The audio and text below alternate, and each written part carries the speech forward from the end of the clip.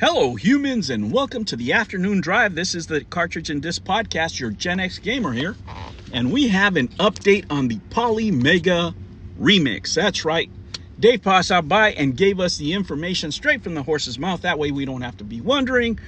You don't have to be getting, information from online magazines from people you don't know. Here we are. Atari was developing a product similar to the Polymega remix. We decided to partner with them instead of reinventing the wheel and having two products compete in a similar market. Well, that's kind of smart. Let's see here. The remix, in combination with the Polymega app, is much further ahead in development than our project, so it made sense to work together. Polymega wins in being able to sell their products, and Atari wins to work with a product that will work with our system. What is also nice is that the VCS, for example, is much more powerful hardware specs than the Polymega base. So using the remix with the VCS will really be a good experience for the users.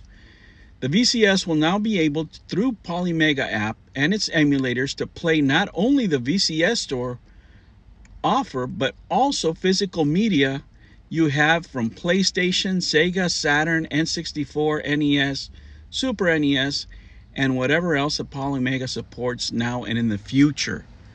Now that makes sense, guys.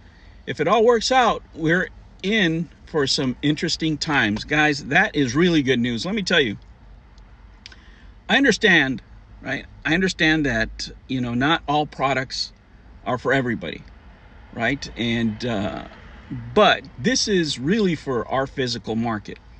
We're always talking about physical versus emulation, this and that and the other. There's a sad reality. These products are breaking down. You're starting to see disc rot, starting from the Saturn. I've had a few discs myself that have gone through that. And these games are expensive, right? And these games are expensive. They're not cheap, right? They're not cheap. Let's just say that. And for collectors who have a huge collection, right? We're talking in the tens of thousands of dollars now for some people, right? My collection is worth, a lot more than I paid for it. That's for sure. And it's well over $10,000. You just can't, let these things break down and go by the wayside and never play them again. Now, at the price point that they're saying, if they stick to the $149, base price, that would be something definitely, absolutely definitely, that is more appetizing for a lot of people out there, for a lot of disc collectors. I have so many discs, guys, that I need to back up, right? I need to back these up. Now, can I do it other ways? Yes. But it's, having it in a cloud, right? And having it in a system that it's just pop and go, that somebody's already developed, is a lot easier. For some of you may not understand, and a lot of it is, generational, because you guys have more time in your hands, right? I don't, right? So if I'm going to back up my collection, I need to do it as quickly and as efficiently as possible, so this would be the kind of product that is for me, because not only will it play, the games as they are, but I'm also able to back them up, which is my major concern in the long run. Because, if these things break or what have you, they will eventually, but I can say I'm the original owner, and not use them as much, just download them, try to preserve them as much as I can, keep them for as long as I can, because I'm the type of collector that doesn't sell. There's other people out there, as driving the prices up, that they're looking to resell every game, so they're hoarding for different reasons, right? They're hoarding for profit.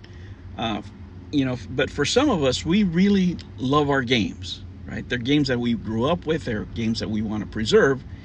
And this is a type of product that we want and we need. Now, it's been an unfortunate that these guys weren't able to do it at what they first said, right? But now that Atari's involved, and we're looking at this price point, and we're bringing in, quote unquote, the experience of Atari, I feel a lot more positive, right? Because, like I told you in the last video, when the Polymega was announced, everybody was excited, at least in the retro community, right? Most people were excited. Not going to say everybody, but most people were excited. to have something like this work, you know. But now that it's out there, that the time has gone, and we were getting nothing, something like this that works with my VCS already, well, that's, you know, that's a whole different ball of wax, right? Because, you know, the more modules that I can connect to this, the better it's going to be for me. And like I said, this is not, you know, for everybody. Not everybody has large collections, but there is a large segment of retro gamers out there that do now have sizable collections. And that's, you know, and if, you know, you don't want to believe so, that's the reason the prices are high, right? If everybody had these games and there were plenty around, or nobody wanted them, then we wouldn't have this issue. But the fact is that there's some games, there is no way, right? If a game of mine, the expensive ones, you know, I can just think of right now of a row PlayStation 1 game, starting with Persona, Revelations Persona, on, that just a section that I have, just right there, it's worth about $3,000. You know, I don't want to lose those games.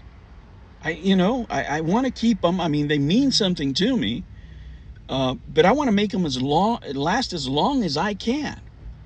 And if I can play them, you know, on the cloud without paying any more money, because I already bought these games, you know, because a lot of people say, well, you can buy the game again, but I already bought them. Why do I need to pay Microsoft or Sony, you know, another $20, $30, whatever it may be, for the game again, since I already owned it, and I own it physically, and I paid a lot of money for it? You know, I don't want to do that. So I think this is a good solution. Now, for those other people out there, I mean, you know, there's other ways of emulating, right? I mean, so that opens another door, and that's a completely different conversation, right? Because, you know, once you back up your quote-unquote games, you know, as long as you pay for the service, they're up there.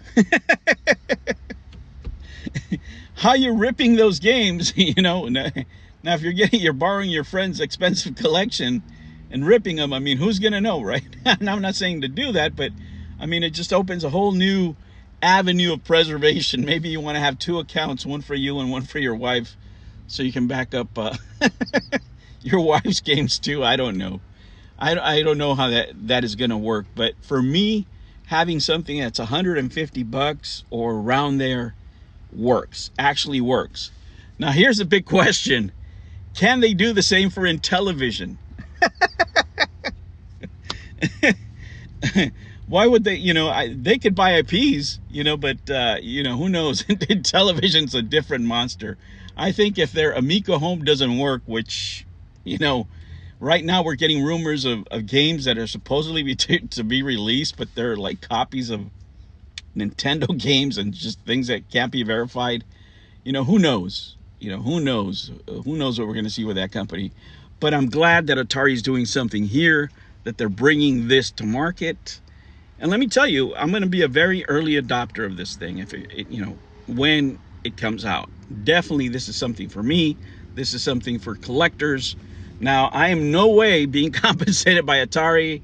I'm not affiliated with them, you know, other than, you know, Dave and I knew each other from before he even worked there. There is no relationship here. You guys know I love Atari. You guys know I'm addicted to wood grain. I'm a game hoarder and a degenerate, and I love Atari. And that's why I make these videos.